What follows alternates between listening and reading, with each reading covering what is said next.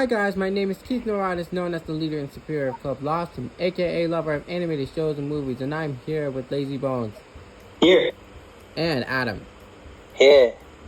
So first thing first, how are we doing this lovely morning? Same old, same old. Me too. Same as you. Nearly our sleepless night.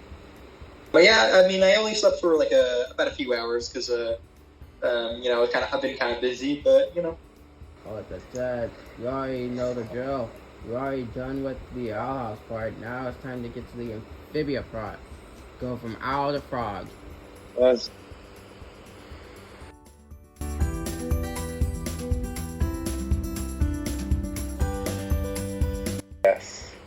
Yeah, I mean, I love the Amphibia premiere, and pleasantly surprised me, even with how like little knowledge I was, or how little I was paying attention to the promos and stuff like that. So, I mean, I was looking forward to watching Amphibia afterwards.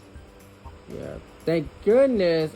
Before the even premiere, we had Matt Briley giving us a teaser trailer and announcing the Marcy book.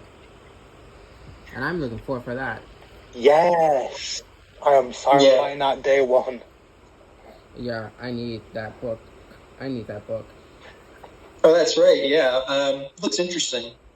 Finally giving Amphibia merch. What planet am I living on? I did have some Amphibia merch. I had the Marcy T-shirt. Same, yeah. I've got most of the official T-shirts.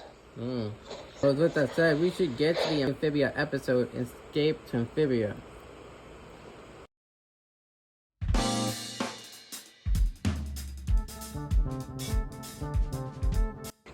So first thing first, how do you like the episode? I'm gonna be kind of in the minority on here, this one, but I mean, no, I certainly didn't hate it. It was good. I didn't think it was amazing though. I'd say that it did kind of pale in comparison to a lot of the really good Amphibia specials like Reunion and True Colors. Honestly, I find the Owls way more interesting than Amphibia, but don't get me wrong, I still like Amphibia. Escape to Amphibia, like, I'm glad they were able to get the portal to work, you know? Yeah, me too. I'd say that, to be honest, like I'm gonna say that I think the Owl House, like, and this is not, I'm not to say that I'm just like saying, oh, Owl House is amazing and Amphibia is crap or something. I love both shows. I really, I think they're both amazing, and but I'd say I was more invested in the Owl House season 2B premiere because there was much more emotional investment I had in that, because a lot of the plot threads and subplots they reintroduced were things I didn't really expect, to be honest. A lot of the stuff happening in the Amphibia, like Return to Amphibia special, were just kind of stuff that I kind of expected. Like even there's even moments like a few seconds before they happen, or before they were revealed. I was thinking, oh, is this gonna happen? Like I had a feeling that like near the end, where Professor X and all the other FBI agents like are trying to stop them from taking the portal back home. I'm thinking like, yeah, this is gonna happen, right? Even though they were defeated earlier, and like that happened. I mean, I'm not saying that like it has to be like the most unpredictable thing ever or something like that. I kind of just wish there were just more surprises, I guess. Because like even though there was definitely stuff that to be expected from a lot of the other like specials like True Colors, or there were like genuine like things that were kind of shocking, like and I mean even though it was great, there was a lot of great character moments in this one.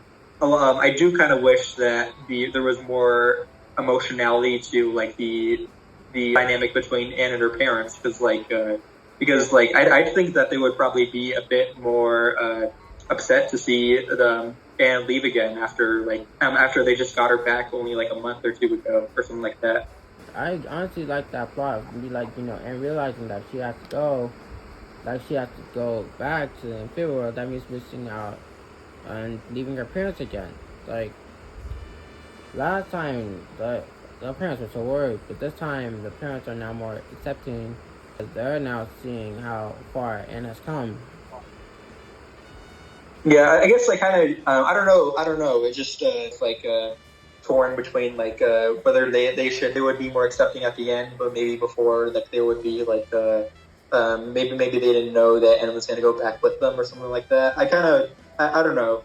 I guess wish I just felt more emotionally invested. I guess because I didn't feel that emotional punch I did with even with the last episode like A Froggy Little Christmas like that was I think even though it was a nice little Christmas episode, there was a lot of emotional moments in that like that I kind of felt, and it was also really sad, but also genuinely sweet. And even though this is definitely a very enjoyable and solid episode, I'd say that there was just I just do wish that there was just a bit more stakes that I kind of didn't see coming, I guess. And I honestly think that the Owl House did way more better of that, of being torn between living in one world or the other. Yeah, I'd say so. Mm-hmm. But I will say, definitely for both shows, it definitely does make me excited for what's to come next because the end of the Amphibia episode, they were back in Amphibia and King Andreas's plan to invade Wortwood has already begun. So it kind of makes me excited for that, and it makes me excited to see more of Sasha and what's going to happen with Marcy and everything like that. So it definitely leads. So it definitely makes me want to know what's going to happen next. I'd say that this is definitely a good episode for that, but I kind of wish this was an episode that I felt more emotionally invested throughout the journey. Me too. Like I said, but I know what's like my least, like what I do not like from this episode. Like Matt, I love the episode, but why would you have to bring back that True Color reference?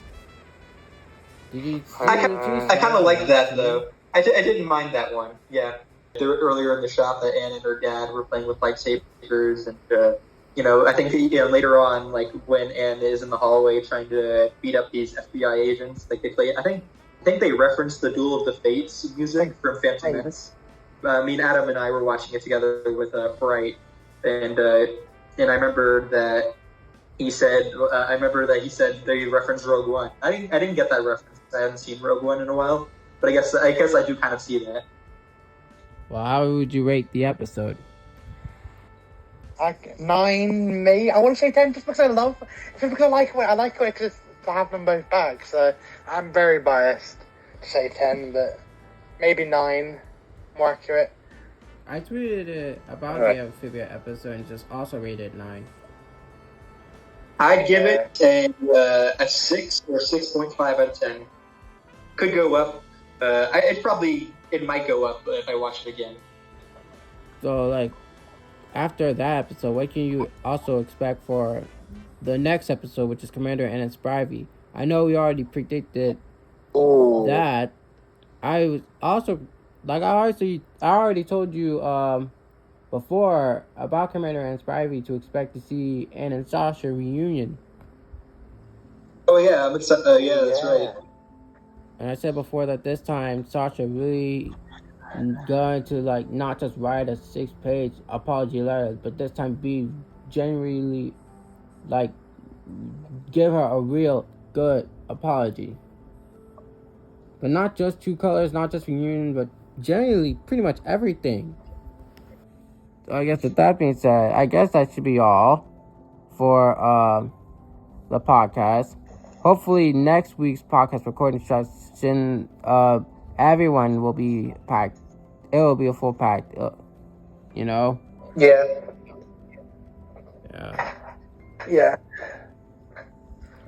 So perhaps this time I might go and try to expand it while having some new recruits. We already know Renegade doing the thumbnail. Hopefully we'll have more speakers. I'll do the editing process there. So like I just want to expand the podcast really. So it won't just be like, short. So hopefully I'm just gonna end it here. So far, we are only at 34 subscribers. So please drop a like, subscribe to this video, click on the notification bell, so that way you won't miss out on any animation content. With that said, I bid you peace. Yeah. Bye. Get us to a million subscribers. Bye. All right, guys.